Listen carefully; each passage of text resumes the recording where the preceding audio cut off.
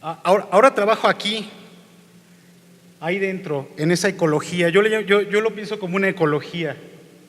Sí, trabajo en la revista muy interesante, que si alcanzan a ver ahí destacan 5 títulos.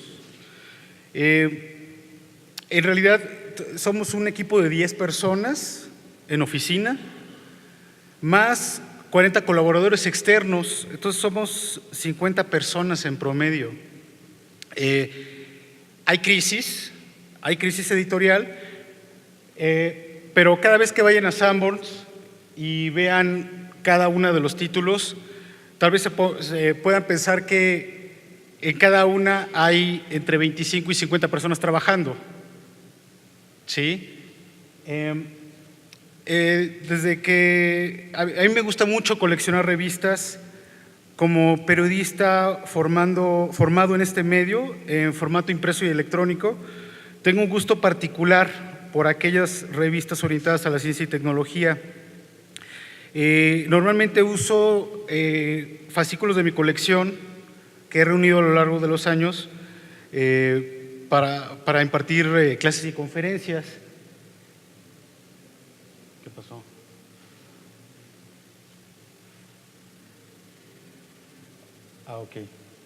Ok, esta foto la tomé en Santa Fe, en el Sanborns de Santa Fe.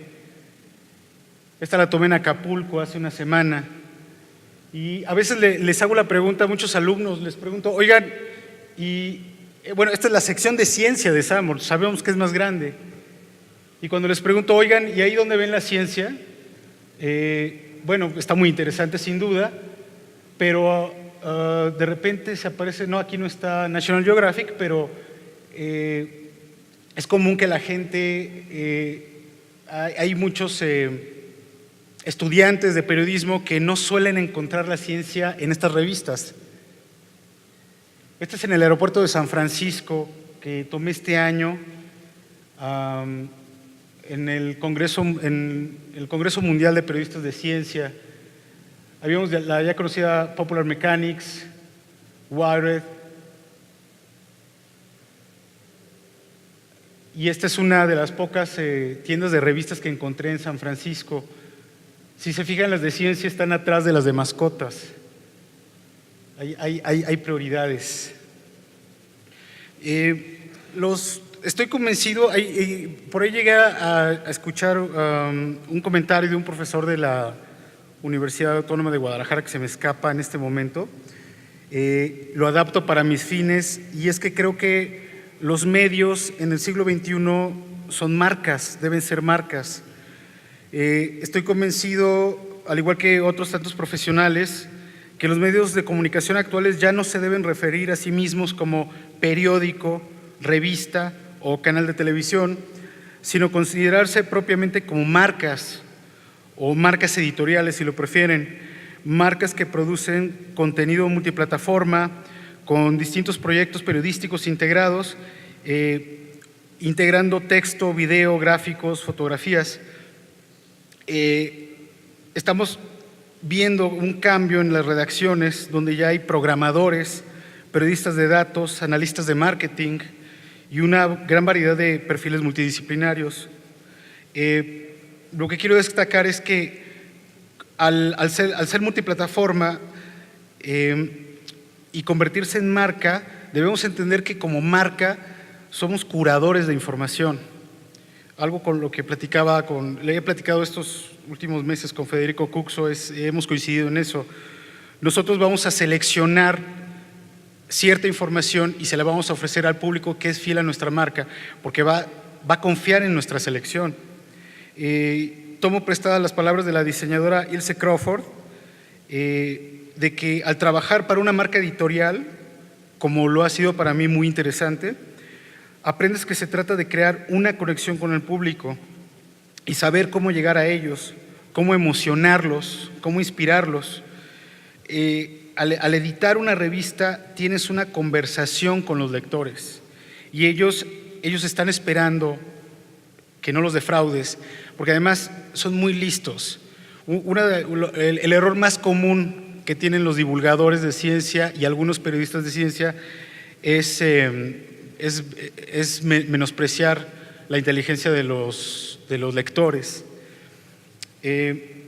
Estas revistas son parte de mi colección y ante la pregunta ¿cómo encontrar la ciencia hecha en México en las revistas mexicanas? Hice este pequeño ejercicio. Gracias a las revistas que publican periodismo de ciencia, me enteré del Jardín Botánico de Culiacán. Es un artículo de Karime Monnier con fotos de Max Carballo. Un problema de los periodistas de ciencia, sobre todo los que viven en la Ciudad de México, es que se les olvida que afuera de CU hay otras cosas. El Jardín Botánico de Culiacán, por ejemplo, tiene 17 colecciones distribuidas en 10 hectáreas,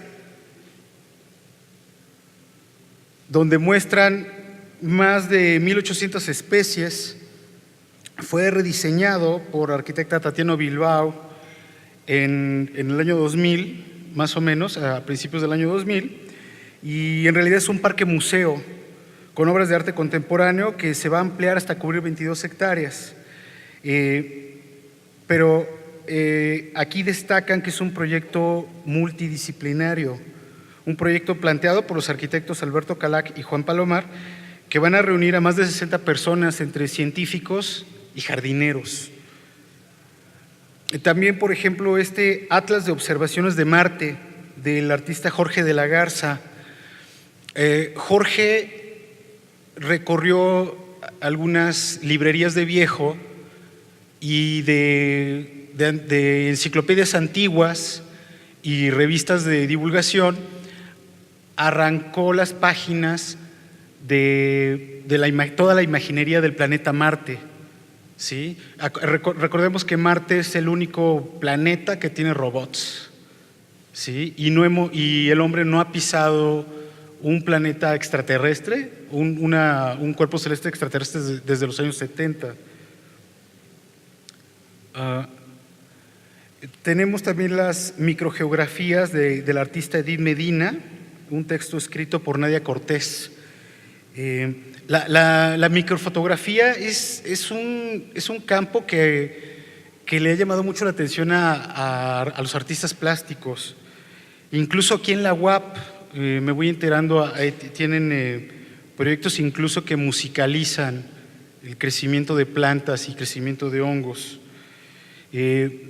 Pensando en microfotografías, me vino a la mente el proyecto Cirrina Lab de Inés Gutiérrez y Florencia Díaz.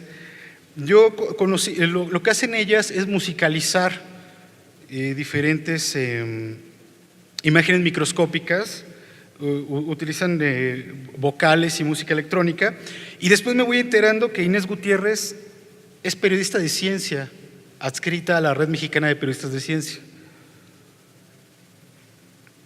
Esta es también parte de los videos que ellas hacen, Inés Gutiérrez y Florencia Díaz.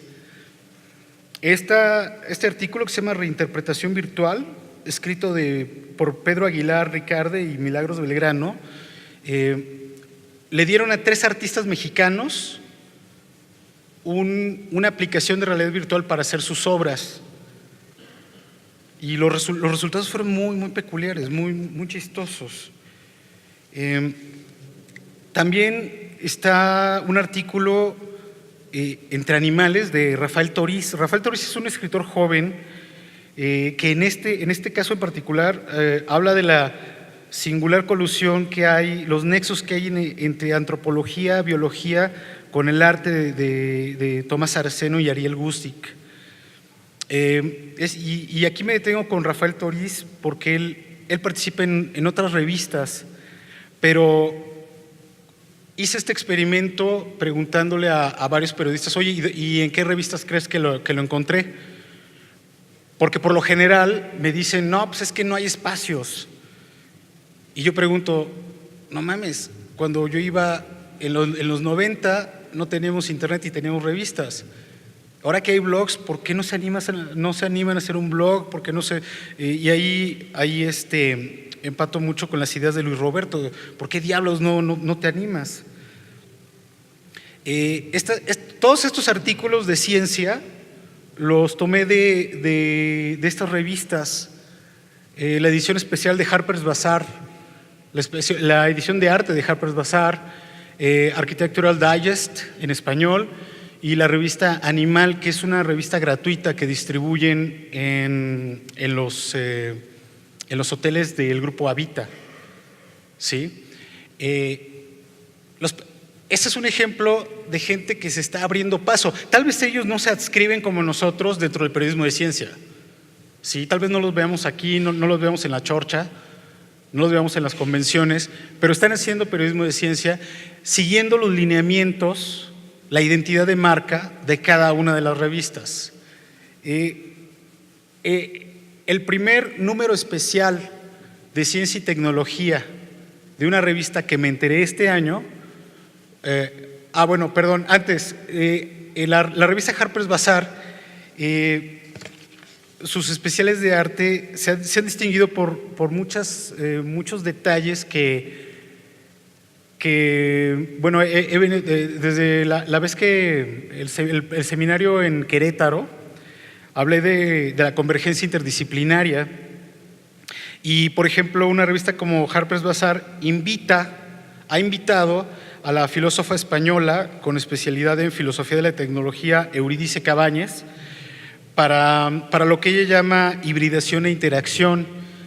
Ella ha dado noticias de proyectos interdisciplinarios, esta frontera entre la alta investigación, el arte, las ciencias duras y el arte, viéndolo como una manera no tanto bueno, al final es divulgación, pero lo que ella quiere hacer énfasis es cómo nos está afectando la tecnología en nuestras vidas. Y es muy curioso encontrar este tipo de datos en Harper's Bazaar, que quien no la haya leído se le lucirá una revista superficial. Este es el número especial de ciencia y tecnología de la revista Vice, México.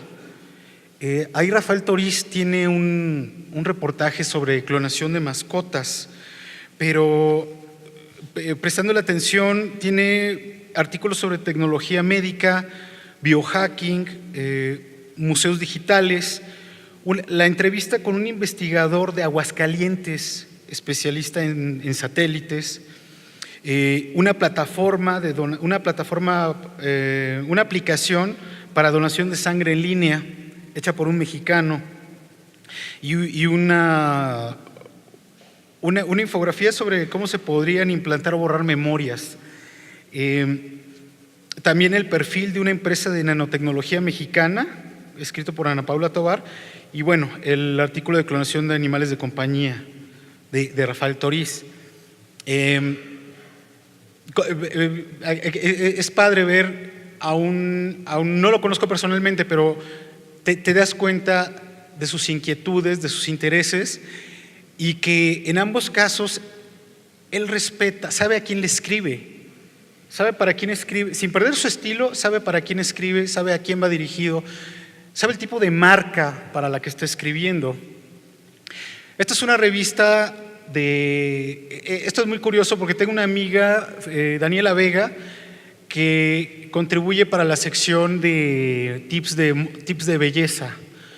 Entonces ella me dice, oye, ¿qué crees? La revista Valor de Banamex sacó una portada de ¿a ti que te gusta el periodismo de ciencia? Y le digo, ¿qué? Y dice, no, pues salió una cadena de ADN. Y yo, ¿qué? ¿Cómo? A ver, me dio la revista y pues sí, ahí hablan de la tecnología CRISPR.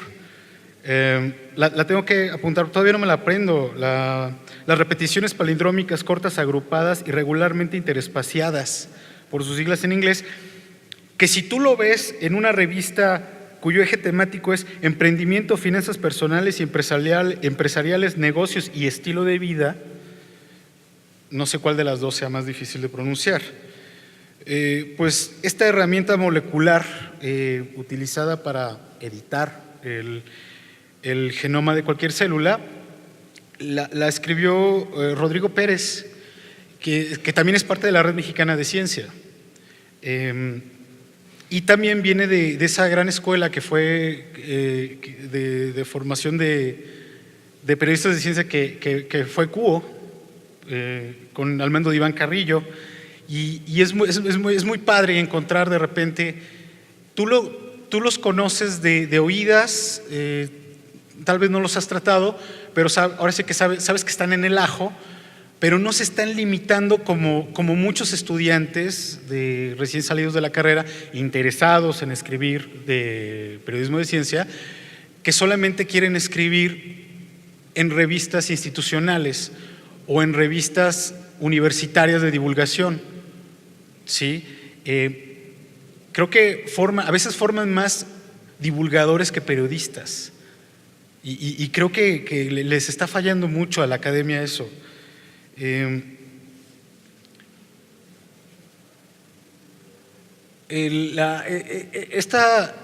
Tal vez muchos ya conozcan este artículo, Un puente de vida, escrito por Iván Carrillo, que ganó el Premio de Periodismo sobre Innovación Científica y Tecnológica. Aquí pasamos a estos jóvenes periodistas de ciencia, muy jóvenes, diría yo, que dicen es que no hay temas. Lo primero que les digo, primero, sálganse de CEU. Segundo, sálganse de la Ciudad de México, ¿sí? Y después chequen nuestra descuidada frontera. La frontera y los intercambios México y Estados Unidos los tenemos muy descuidados. Y arriba de la escena de la masacre ocurrida en Las Vegas, el 1 de octubre, fotografía de David Becker, y abajo el sombrero abandonado en primer plano del periodista mexicano Javier Valdés, asesinado en las calles de Mazatlán. Esta convergencia Wessler, que le llamo, por el editor, un editor de apellido Wessler, tal vez tenemos, como periodistas de ciencia, tenemos muy descuidada la frontera. Y a lo que me refiero con salirse de la Ciudad de México es atender a tantos y tantos temas que están ocurriendo. Hay muchos centros de investigación fuera de la Ciudad de México, y dentro de la violencia nos estamos dando cuenta que hay muchos científicos o que están haciendo denuncias, como en este caso, ¿sí? que los cárteles de la droga están inmiscuidos con el comercio de la vainilla, pero esto lo denunció un investigador de la Universidad de Chapingo, ¿sí? Hay periodistas que no pueden hacer su trabajo en ciertas áreas naturales porque es territorio del narco. Hay gente que no puede construir, no puede hacer incluso observaciones astronómicas por lo mismo. Este lado B, este es un periódico de un medio de Puebla, una revista, una marca de comunicación de Puebla, una marca de noticias de Puebla, de Aranzazú Ayala, que también la contaminación ambiental que provocan las tomas clandestinas, periodismo ambiental, periodismo de violencia, relacionado con la violencia, los medios, este es otro medio independiente. Sí, también ganó en la categoría, ganó premio de periodismo sobre innovación científica y tecnológica. La semilla de la inclusión de Alba Medina es uno de los artículos que tiene un arranque digno de novela negra, un arranque que podría dar pie a una gran novela. Es tremenda. Ganó el segundo lugar en el premio de periodismo sobre innovación científica y tecnológica. Échenle un ojo, es también de un medio relativamente pequeño. El Tech Review, me sorprendió ver de repente que muchos colegas no conocen el Tech Review.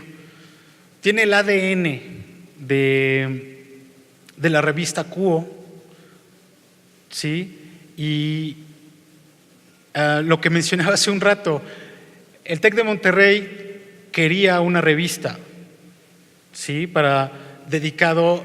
Dirigida a los emprendedores, que hablara de ciencia y tecnología. ¿Qué hizo? Se compró el paquete completo, se compró todo Cuo, ¿sí? Ahora Cuo lo hace la gente de TV Notas.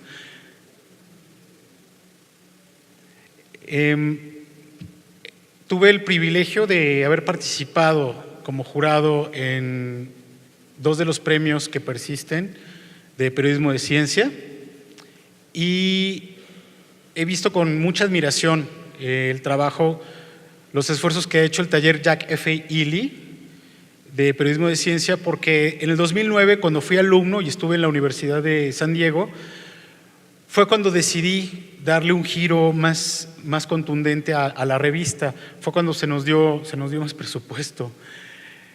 El 19 de septiembre, todos tenemos una anécdota del 19 de septiembre.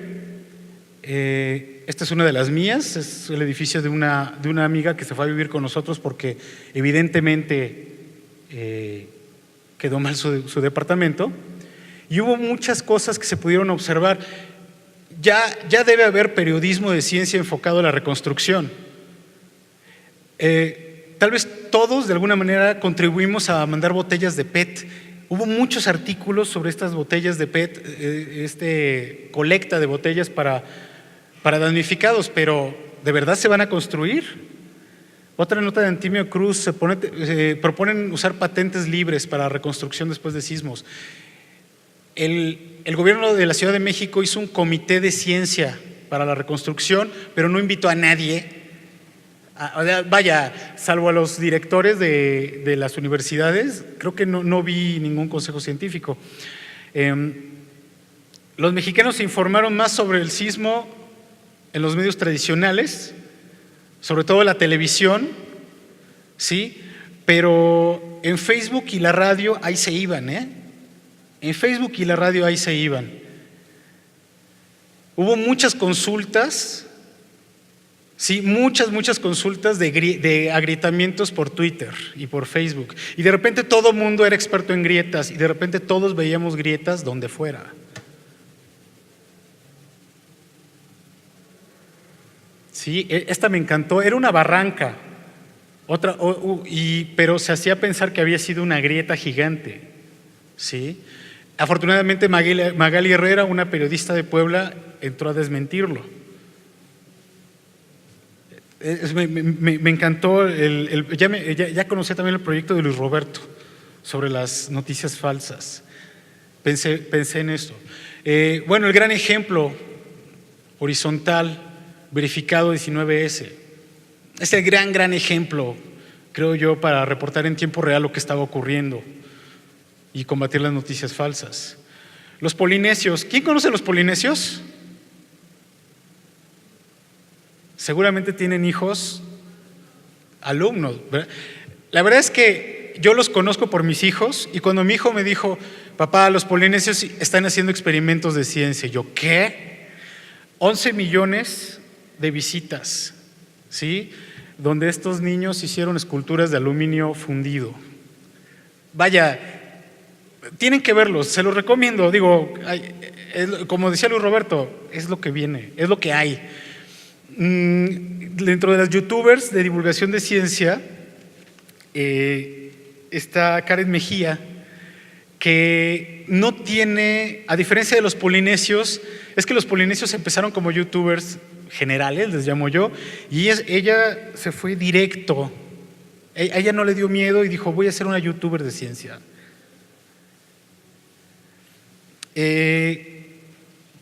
El sitio de fondeo colectivo para emprendimiento científico, micochinito.com, de José Gotés. José Gotés, él trabajaba antes en investigación y desarrollo, se salió y se dedicó a hacer esto. ¿Sí? ¿Quieren una revista de ciencia? ¿Quieren levantar una revista de ciencia? Podrían fondearla aquí. ¿Tienen algún emprendimiento científico? Mándenselo. La revista muy interesante con lo del sismo. En realidad no sabíamos qué hacer, como todos, pero tomamos información del CONACYT, hicimos más investigación y subimos a 2 días de ocurrido el sismo. Ahora sí que, ¿qué diablos pasa con el sismo? ¿Por qué se provocó? A 2 días del sismo y en menos de 12 horas fue compartido casi 7,000 veces. una marca para nosotros, y comparándolo creo que sí fue muy distinto a las reacciones que otros sitios tuvieron.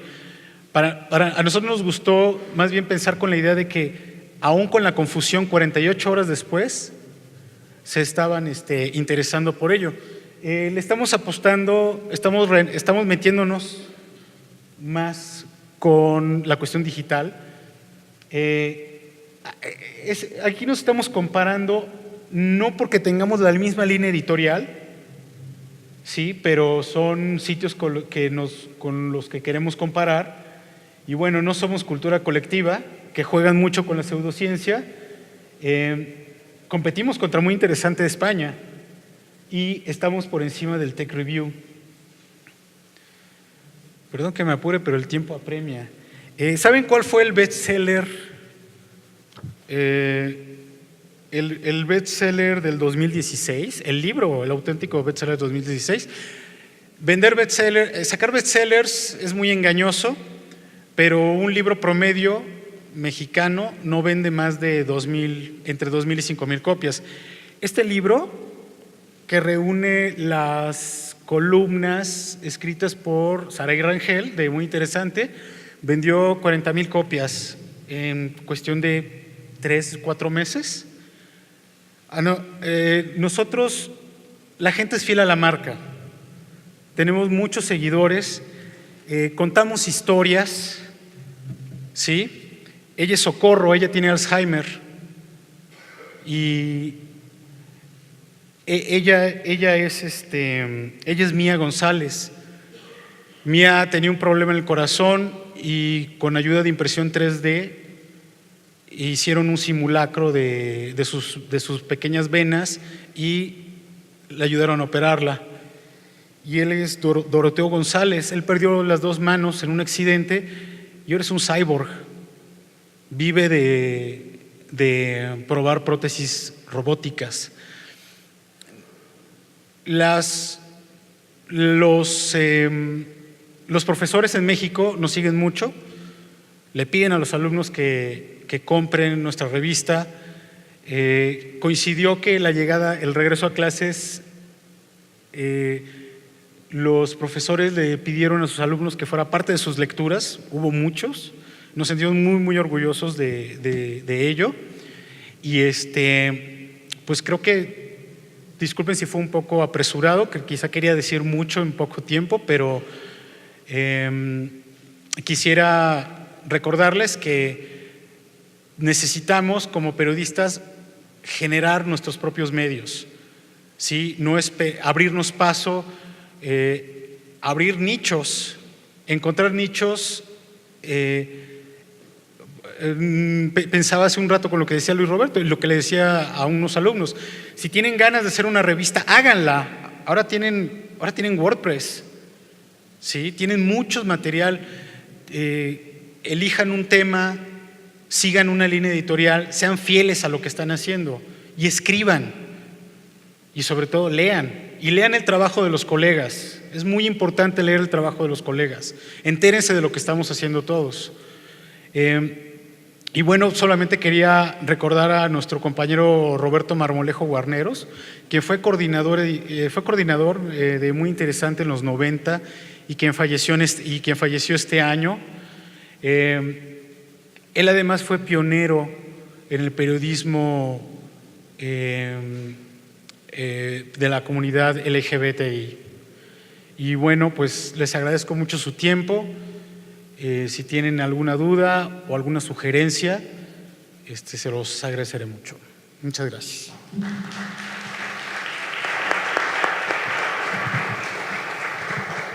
Muchas gracias, Gerardo. Abrimos las preguntas. Hola.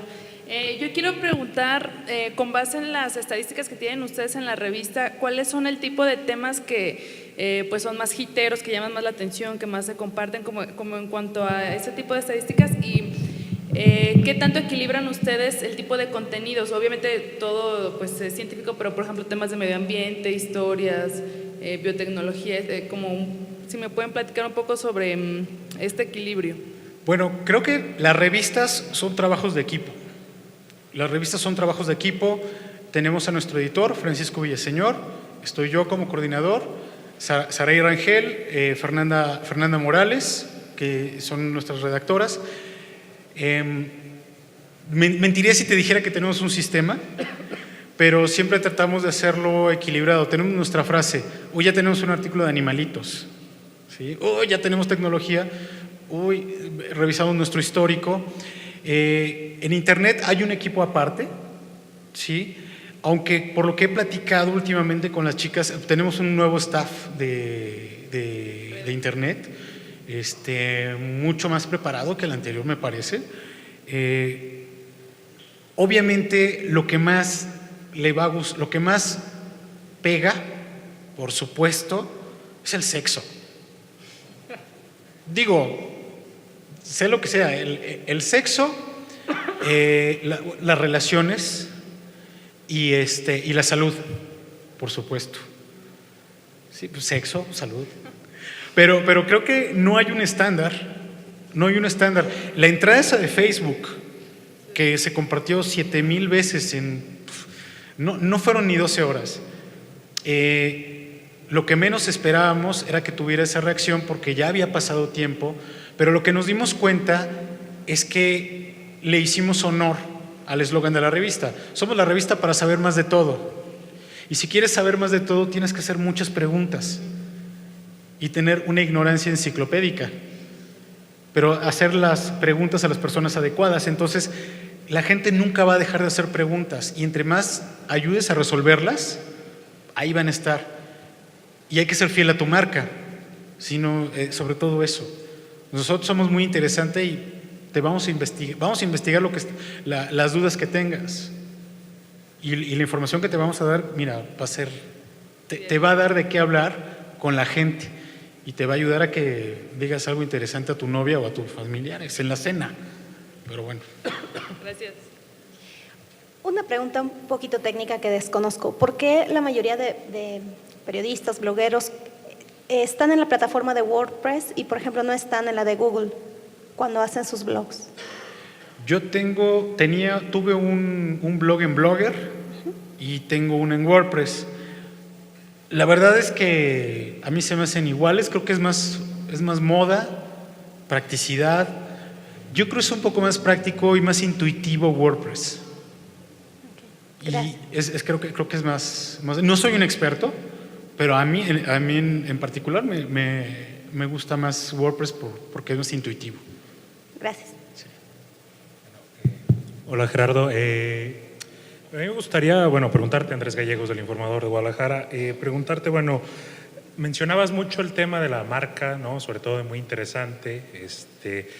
Me gustaría saber cómo han logrado amalgamar lo comercial, porque muy interesante, creo que la revista más vendida en temas científicos del país y tiene sus revistas en otros países también, ¿no?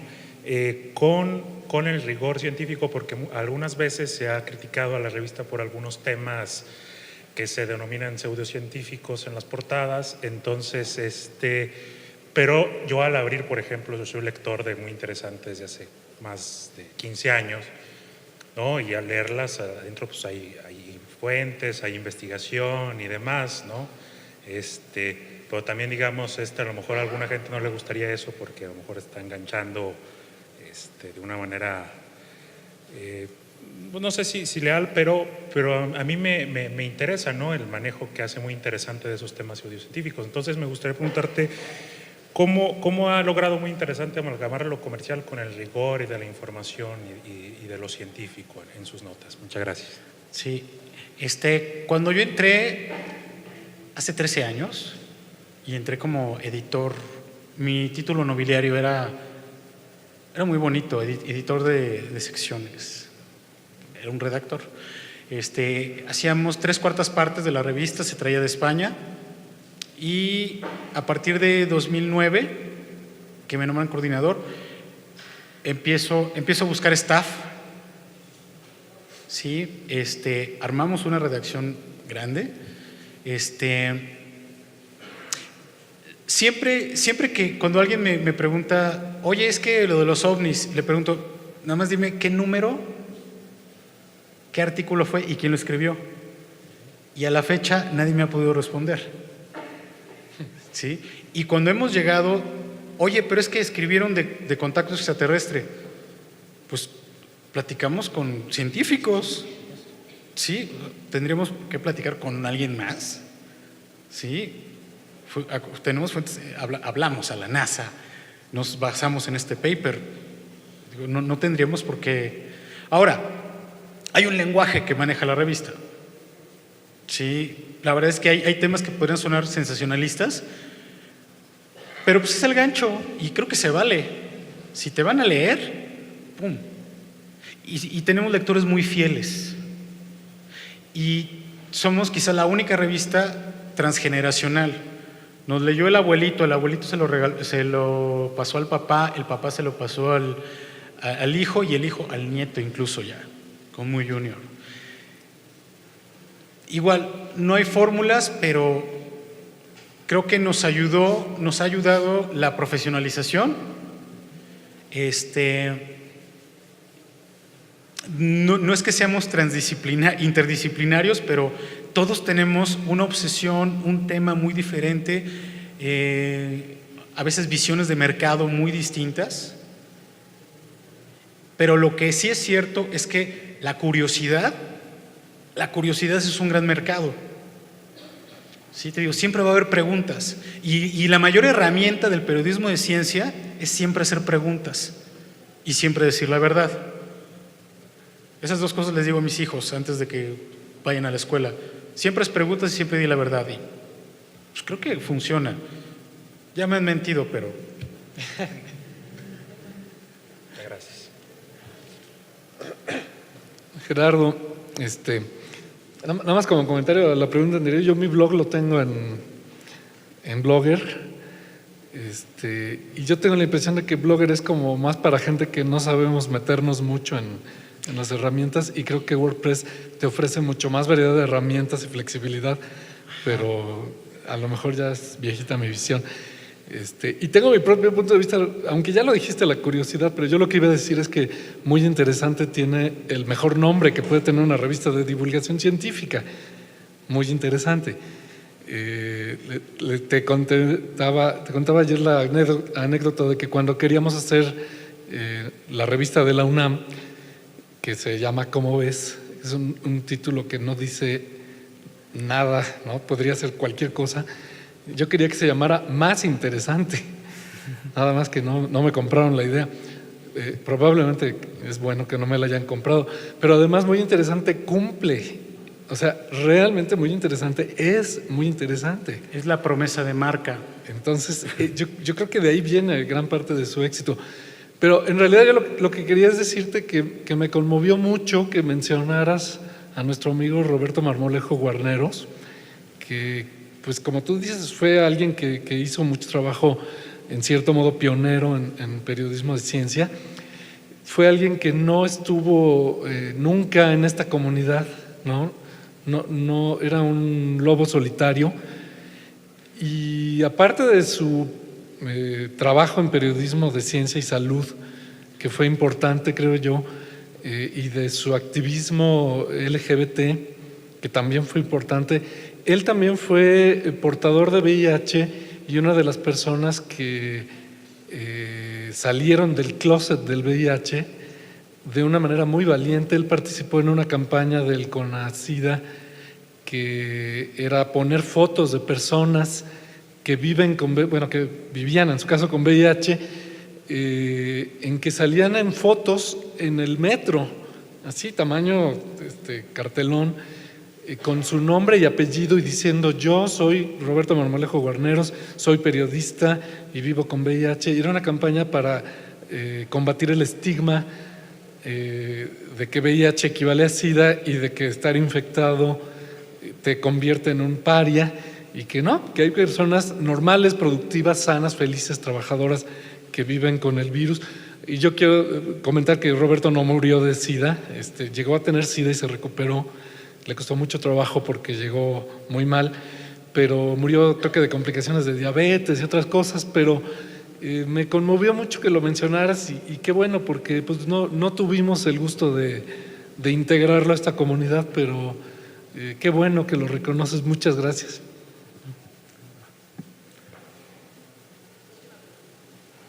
Javier Cruz, de la UNAM. ¿Cuál es el estado del periodismo de ciencia en México? Pues lo acabas de ver. Hay oportunidades, hay que abrirse paso y en vista de los medios, sobre todo los medios en general, ya no van a, o sea, se tienen que convertir en marcas que produzcan contenido y contenido multiplataforma.